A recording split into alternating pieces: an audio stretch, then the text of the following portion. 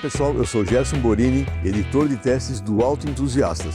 Hoje estamos de volta aqui em Joaquim Egídio para conhecer ou para fazer uma revisita, no Volkswagen Nivus. Esse aqui é a versão Comfortline, que seria a versão de entrada do Nivus. No fim, eles têm duas versões, tem o Comfortline e o Highline. Logo no lançamento nós avaliamos o Highline e agora estamos aqui conhecendo esse Comfortline já na sua versão 2023. É uma cor muito bonita, é um opcional dentro da linha, é 1.585 na opção da cor. O preço desse carro, 121.670. Como testado aqui, 123.255. Eu já recomendei ele para vários amigos que me perguntaram do que achavam. Eu falei, não, realmente é um carro legal. E esses meus amigos compraram o carro e ficaram satisfeitos. Bom, aqui na iluminação a gente vê a luz de rodagem diurna, o DRL em LED, farol convencional, ele não tem faróis de neblina, aquela frente, digamos assim, característica dos modelos atuais da Volkswagen. Explora um pouquinho também a parte de Gil Effect, o efeito joia. Vê que tem aqui alguns frisos brilhantes para dar aquele contraste e dar aquela realçada no carro. E continuando essa parte de efeito joia, olha que bacana, Esse friso ele vem e praticamente entra dentro do farol aqui. Dá um destaque bem bacana para o carro. Ele tem quase 4,30 metros de comprimento total e 2,566 de entre-eixos. Dá uma boa divisão de espaço interno e externo, bom ângulo de ataque, ângulo de saída. Ele tem um desenho bem bacana e mesmo nessa versão de entrada, que é a Comfortline, tem essas barras de teto aqui. Ainda nessa versão Comfortline, uma das diferenças é rodas e pneus aro 16. Aqui utiliza 205/60/16. Tem uma vantagem nisso, Na hora de reposição é um pneu um pouquinho mais barato do que o 17 que usa na versão Highline. Bom, aqui a gente já vê também o freio a disco ventilado na dianteira e a disco na traseira. Para esse tamanho de carro, velocidade máxima e peso, é um algo a mais que o Nivus oferece.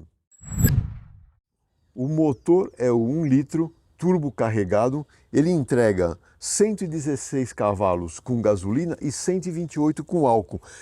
Desses motores 1 litro é o que entrega a maior diferença de potência entre os combustíveis, álcool e gasolina. Bem interessante isso. E o torque é de 20,4 kgfm. E esse torque aparece a cerca de 2.000 RPM e fica nesse torque máximo até 3.500. A gente vê aqui que ele pode ser colocado em qualquer outra aplicação de tão compacto que ele trabalha. O interresfriador também está dentro aqui desse pacote, bem interessante. E outra coisa é essa válvula, não é válvula, na verdade é uma bomba de vácuo. Por quê? Como ele trabalha com pressão positiva no coletor a maior parte do tempo, às vezes pode faltar vácuo para o servo-freio, Então essa bombinha de vácuo aqui mantém o vácuo ativo ali no servo-freio para que você tenha sempre conforto de frenagem conforto e logicamente segurança em todas as situações. Bom, mesmo sendo um motor 3 cilindros, a parte de cochinização está muito bem feita, porque deixa com que o motor fica bem silencioso, bem absorvido na parte daquelas vibrações inerentes de um motor 3 cilindros. Eu gostei bastante dessa parte de ruído e vibrações. O que eu não estou gostando da Volkswagen desde que introduziu o PL7, ou seja, o ProConv nível 7, é a parte de calibração de pedal de acelerador. Já no Polo que avaliei recentemente eu notei isso, que utiliza um motor parecido com esse, e agora nesse carro aqui também. O que você percebe? Que na aceleração ele tem uma certa hesitação no começo de aceleração. Nós vamos ver isso aqui que estiver dirigindo.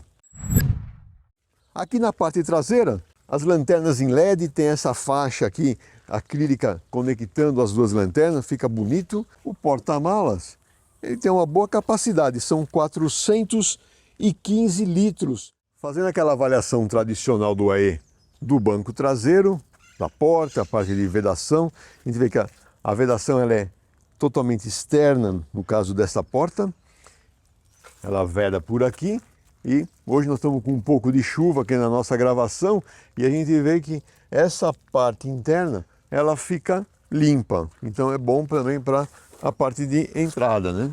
Bom, é um carro compacto, né? Você vê que o banco dianteiro está regulado para a minha posição de dirigir, com 1,81 m de altura, e eu ainda tenho espaço para me acomodar na parte traseira, né? Espaço para os pés, para as pernas, ajustando o encosto de cabeça para dar mais conforto. A parte de painel de porta, ela é totalmente em plástico, até mesmo onde encosta aqui o cotovelo. A parte de estofamento e revestimento é de tecido nessa versão, mas é um tecido que tem um toque agradável, tem um desenho bonito, costuras em azul, dá uma mesclada de cores que fica interessante.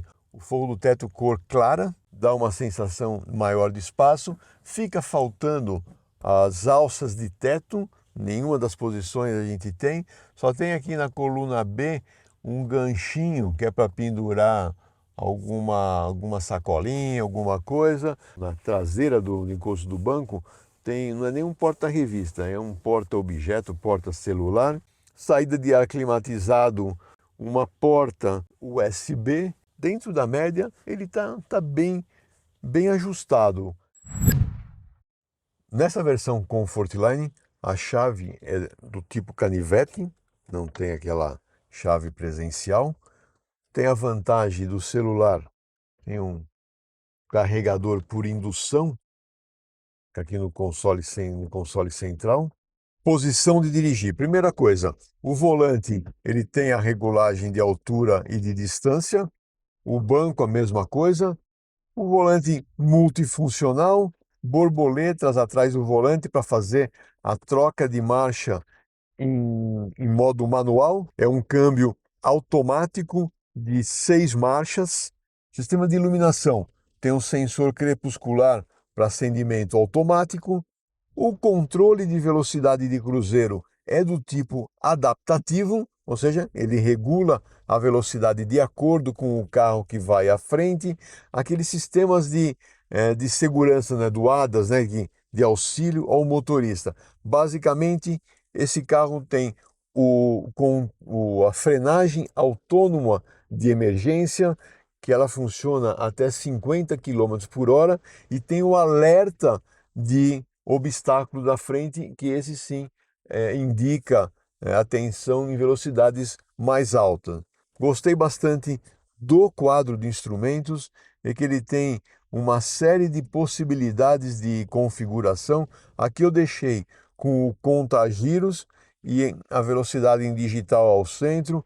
Tem como alterar isso, você pode mudar o que você está olhando aqui, por exemplo, você pode ver no centro a temperatura de óleo do motor, você pode botar outras informações. Em termos de consumo de combustível, naquele meu padrão, vim de São Paulo para Campinas com o controle de cruzeiro ativado, 120 km por hora, e fez 14,1 km por litro.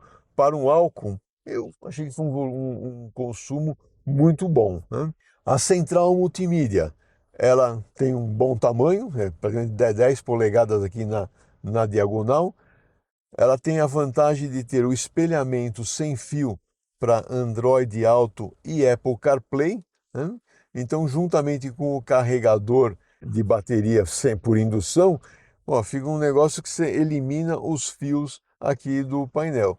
E ela é bem completa, ela tem vários sistemas, tem possibilidade de instalar outros aplicativos, fazer algumas leituras a mais do veículo. Você pode desabilitar o start-stop por aqui, você pode abrir também o porta-malas por aqui, ele está tudo concentrado nessa central. Alguns desses comandos eles são bons para quando você está com o carro parado. Eu não gosto desses comandos capacitivos aqui. Quando você está com o carro andando, dificilmente você consegue acertar o botão que você quer. Então isso é uma parte que para mim é um mix de emoções aí, de gostar e não gostar. A parte de ar-condicionado é do tipo convencional, resfria bem a cabine. Essa saída de ar climatizado para trás faz com que o volume da cabine seja rapidamente homogêneo na temperatura. É um carro legal. Bom, vamos lá para o posto para a gente dar uma olhada por baixo e depois a gente faz a avaliação final.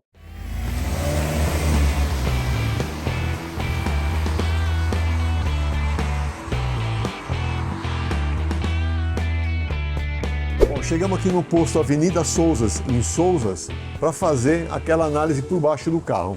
Esse lábio é justamente para melhorar um pouco a parte de aerodinâmica e deixar o ar um pouco mais fluido por baixo do veículo, né?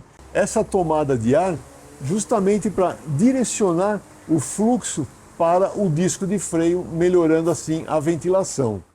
Recentemente a gente avaliou o Volkswagen Polo e vimos que ele era totalmente fechado nessa parte do motor, já que no Nivus, não sei porquê, a Volkswagen decidiu deixar esse carro aberto. Subchassis aqui para ancorar a suspensão e o mancal de reação do motor, braço de controle da suspensão, naquele conceito, uma bucha na horizontal, que é a bucha de controle alinhada com o eixo, uma bucha vertical, que é a que dá mais conforto para a suspensão e dá o equilíbrio nessa movimentação do braço, barra anti-rolagem, suspensão do tipo McPherson, que estamos acostumados. O articulador é fixado por 3 parafusos, facilitando a manutenção futuro. A parte central ela está fechada para melhorar o fluxo de ar, deixar ele mais laminar, justamente para melhorar a aerodinâmica e consumo de combustível. A gente vê uma barra de reforço nessa região, que é justamente na região onde exige o teste de batida lateral imposta, ou seja, isso dá mais rigidez nessa parte da carroceria. Tanque de combustível é de plástico, capacidade de 52 litros, boa capacidade para o consumo que tem o veículo, tamanho do veículo. A gente vê que no eixo traseiro, que é um eixo de torção, também foi colocado esse fechamento, igual nós já vimos no Polo, para melhorar o fluxo laminar, não ter aqui muita turbulência, então melhora também.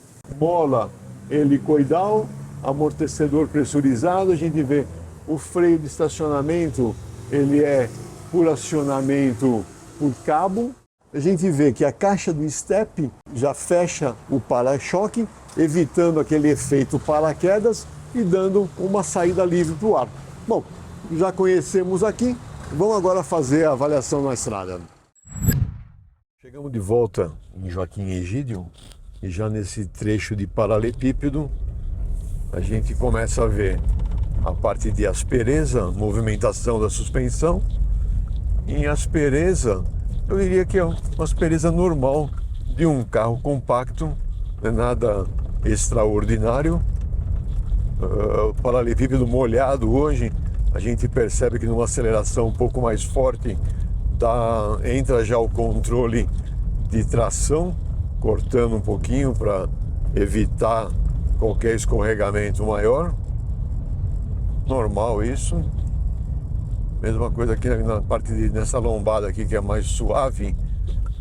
A gente vê que a passagem na lombada ela é bem equilibrada, ou seja, eixo dianteiro, eixo traseiro, as frequências de trabalho são boas.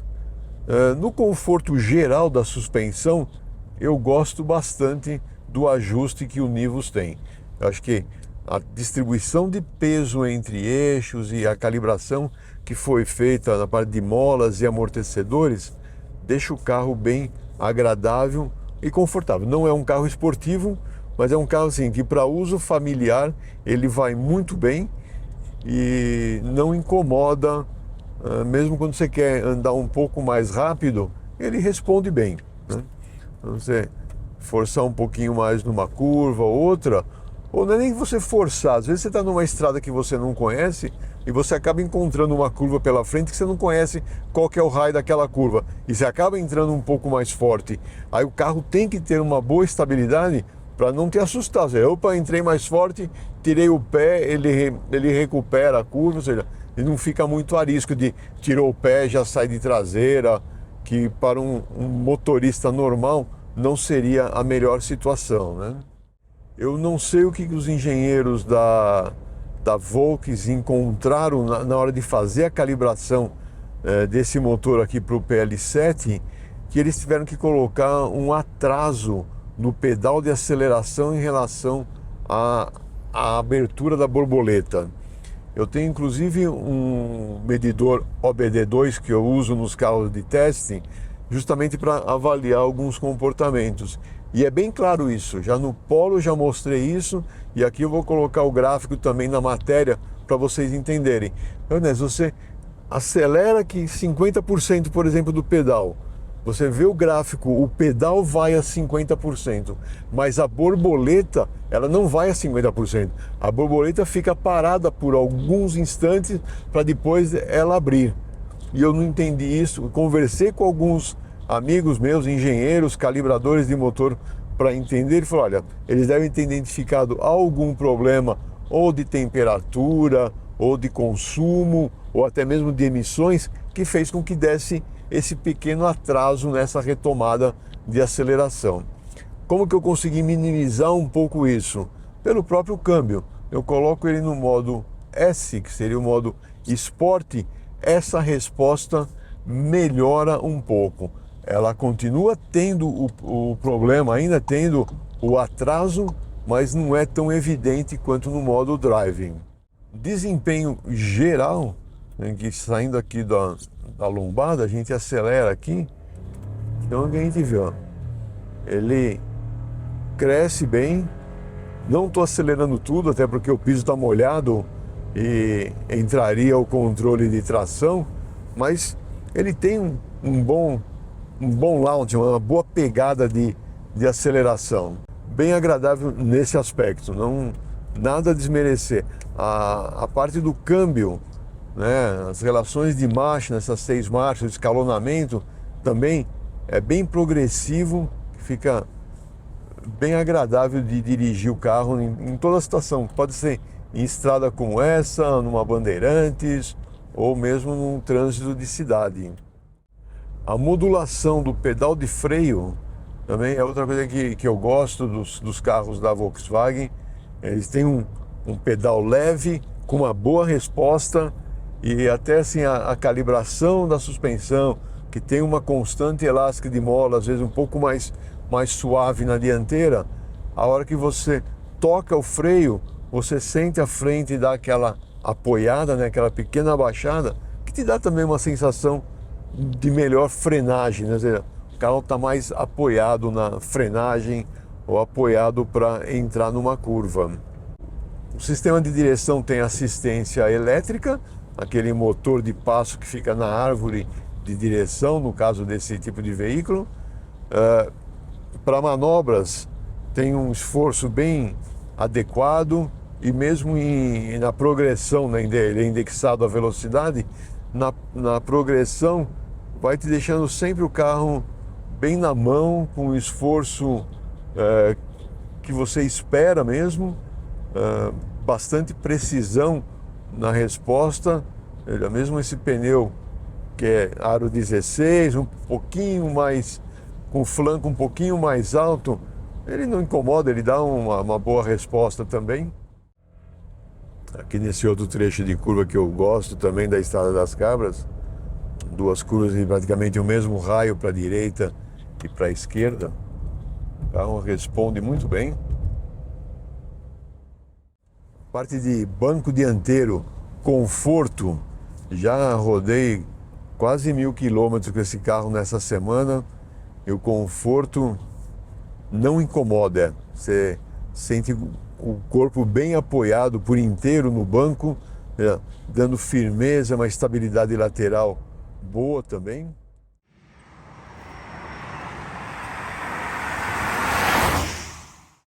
Outra coisa que eu gosto bem nesse Nivus é a pegada aqui no volante, a empunhadura.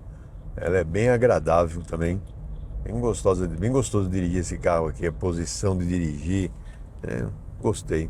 Bom, agora estamos chegando naquela parte de subida da Estrada das Cabras.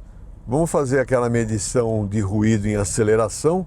Hoje não é o melhor dia porque o piso está um pouco molhado, mas já deu para perceber que em ritmo normal, 60, 80, 100, 120 por hora, o nível de ruído desse carro não é ruim de rodagem. Isso não é um teste oficial de aceleração, nada. É um teste que a gente faz de comparativo. E a propósito, mês passado que eu tive lá no campo de provas da GM, eu pedi para um engenheiro amigo meu aferir esse sistema aqui. E o sistema funciona direito, bem legal. Gravando.